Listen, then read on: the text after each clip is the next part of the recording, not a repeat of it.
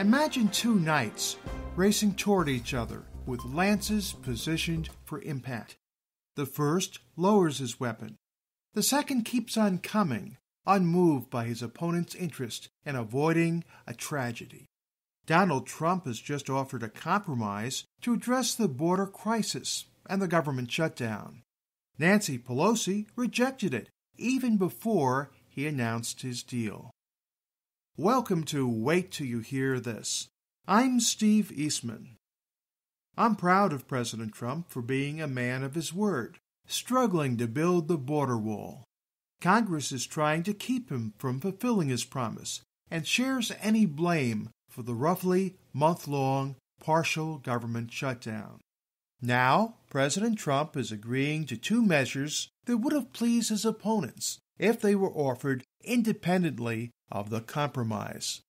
Number one, and here's a quote, 3 years of legislative relief for 700,000 DACA recipients brought here unlawfully by their parents at a young age many years ago.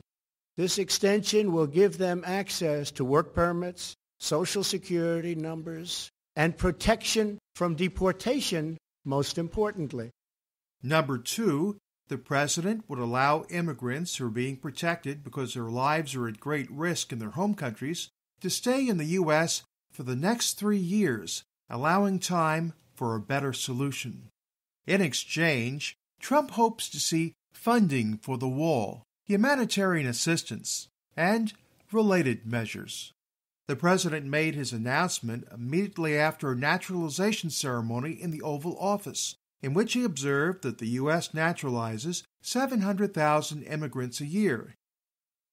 He noted that illegal immigration reduces wages and strains public services.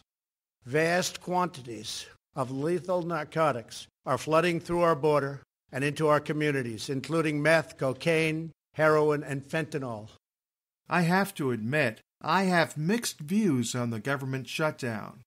I don't like it when an employer disregards the needs of its employees from whom it demands total loyalty. Nevertheless, inaction on the border crisis holds the whole country, not just government employees, as hostages. I really want to make this simple. Remember in public school when someone cut into the lunch line ahead of students who were already there?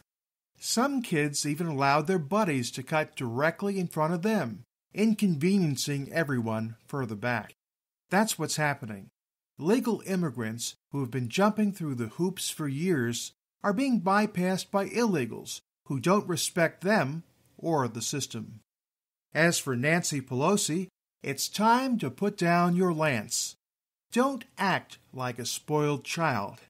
You can't always have your own way, especially when it conflicts with the security of the American people.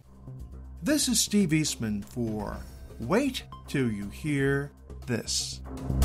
Discover more stories like this one on our website, waittillYouHearThis.com.